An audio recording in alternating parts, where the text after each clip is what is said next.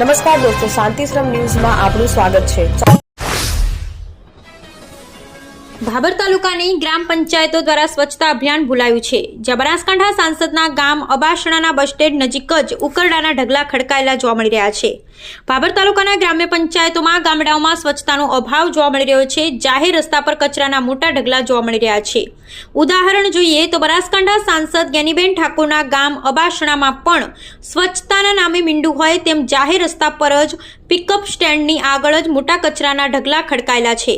શું તલાટી તેમજ વહીવટદારને કચરાના ઢગલા નહીં દેખાતા હોય? ભાભર તાલુકામાં જો સાંસદના ગામની આવી હાલત છે તો અન્ય ગામોની કેવી હાલત હશે તેવું પ્રજાજનો જણાવી રહ્યા છે। ડીસા શહેરમાં ફરી એકવાર આગની ઘટના સામે આવી છે। સોમવારે હવાઈ પિલ્લર પાસે આવેલા ઇસ્કોન શોપિંગ સેન્ટરમાં અચાનક આગ લાગી હતી। શોર્ટ સર્કિટને કારણે શોપિંગ સેન્ટરમાં ફિટ કરાયેલા ડીપીમાં આગ લાગી। આગ લાગતા શોપિંગ સેન્ટર અને આસપાસના વિસ્તારમાં દોડધામ મચી ગઈ હતી। આગની જાણ થતાં જ આસપાસના લોકોએ તાત્કાલિક ફાયર ફાઇટરને જાણ કરી હતી। પાલિકાની ફાયર ફાઇટર ટીમ તાત્કાલિક ઘટના સ્થળે પહોંચી હતી। ટીમે આગને કાબૂમાં લેવાના પ્રયાસો શરૂ કર્યા હતા। સદનસીબે આ ઘટનામાં કોઈ જાનહાનિ થઈ નથી। જોકે આગના કારણે શોપિંગ સેન્ટરમાં થોડું નુકસાન થયું।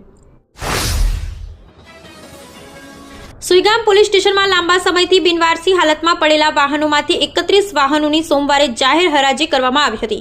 હરાજીથી રૂપિયા 1,03,100ની આવક થઈ હતી। નાયબ પોલીસ અધિક્ષક થરાદ વિભાગના માર્ગદર્શન હેઠળ સુઈગામ પોલીસ ઇન્સ્પેક્ટર HM પટેલે કાર્યવાહી હાથ ધરી હતી। પોલીસ સ્ટેશનમાં પડેલા વાહનોનું ગુનાઓ અને અન્ય હેડ મુજબ વર્ગીકરણ કરાયું હતું। પોલીસ સ્ટેશનના રજિસ્ટ્રાર સહિતના સરકારી રેકોર્ડની ચકાસણી બાદ 32 વાહનો બિનવારસી હોવાનું જણાયું।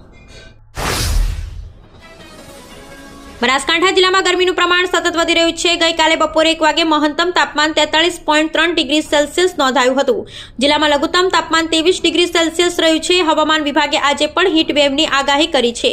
વિભાગના અનુમાન મુજબ આજે મહત્તમ તાપમાન 43.3 ડિગ્રીથી પણ વધી શકે છે। બપોરે 12 વાગે 42 ડિગ્રી તાપમાન રહેવાની સંભાવના છે। બપોરે 1 વાગે તાપમાન 42.3 ડિગ્રી સુધી પહોંચી શકે છે। બપોરના 2 થી 3 વાગ્યા દરમિયાન તાપમાન 43 ડિગ્રીએ પહોંચવાની શક્યતા છે।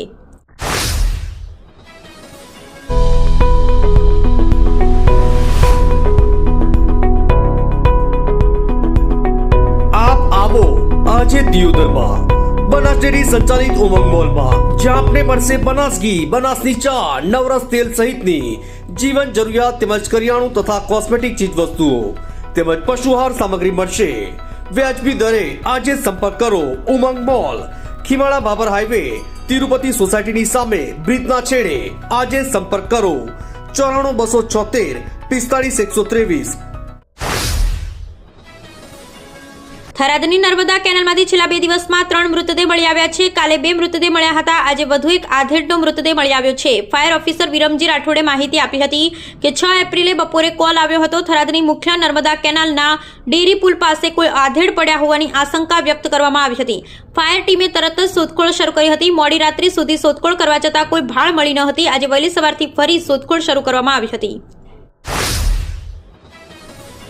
અંબાજી ખાતે 8 થી 10 એપ્રિલ દરમિયાન પ્રથમ NTPC Khelo India national ranking women's archery ટુર્નામેન્ટનું આયોજન થઈ રહ્યું છે। આ સ્પર્ધામાં 28 રાજ્યો અને 8 કેન્દ્રશાસિત પ્રદેશોની 550 મહિલા ખેલાડીઓ ભાગ લેશે। Sports authority of Gujarat, TCGL અને આર્ચરી એસોસિએશન ઓફ ઇન્ડિયાના સંયુક્ત ઉપક્રમે યોજાનારી આ સ્પર્ધામાં રિકર્વ અને કમ્પાઉન્ડ બંને ઇવેન્ટ્સમાં કુલ રૂપિયા 41.52 લાખના રોકડ પુરસ્કાર આપવામાં આવશે।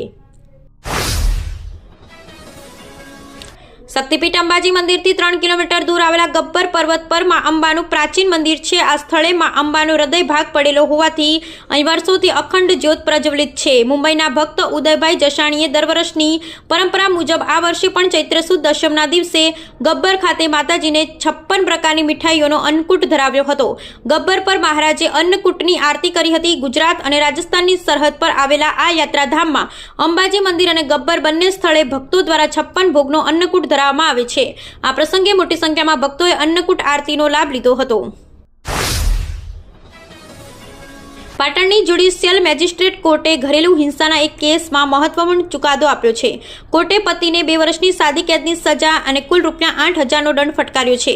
આ કેસની વિગતો મુજબ પાટણ તાલુકાના એક ગામના પ્રણવ પટેલના લગ્ન 2017માં થયા હતા. લગ્ન બાદ પરિવાર નાસિકમાં સ્થાયી થયો હતો. ત્યાં પતિ અને સસરા કરિયાણાની દુકાન ચલાવતા હતા. દંપતીને એક દીકરી પણ હતી. પતિ અને સાસરિયાઓ દહેજની માંગણી કરી પત્નીને શારીરિક માનસિક ત્રાસ આપતા હતા. 28 ફેબ્રુઆરી 2018ના રોજ પતિએ પહેરેલા કપડે ઘરમાંથી કાઢી મૂકવામાં આવી હતી. પીડિત મહિલાએ 1 જાન્યુઆરી 2020ના રોજ બાલીસણા પોલીસ મથકે ફરિયાદ નોંધાવી હતી. ઉત્તર ગુજરાતનો એકમાત્ર multi city mall happy mall જે આવેલ છે જિલ્લાના વેપારી મથકો દિયોદર, ભાભર, રાધનપુર, વરાહી અને થરાદમાં, જ્યાં મળશે આપને વ્યાજબી દરે જીવન જરૂરિયાતની તમામ વસ્તુઓ તેમજ કપડાં, ગિફ્ટ આર્ટિકલ, પ્લાસ્ટિકની તમામ સામગ્રી, ક્રોકરી અને બીજું ઘણું બધું વધારે.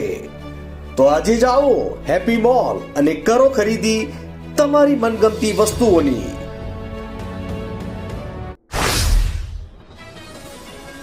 ચાણસ્મા મહેસાણા હાઈવે પર પોલીસની તપાસમાં અલગ 14 ગુના નોંધાયેલા શખ્સ દ્વારા સરકારી જમીનમાં પાકું બાંધકામ કરી રોટલા ઘર અને આમલેટ સેન્ટર બનાવી દબાણ કરેલ હોવાનું સામે આવતા ચાણસ્મા નગરપાલિકાને સાથે રાખી પોલીસે ચુસ્ત બંદોબસ્ત સાથે સોમવારે બપોરે દબાણ દૂર કર્યું હતું.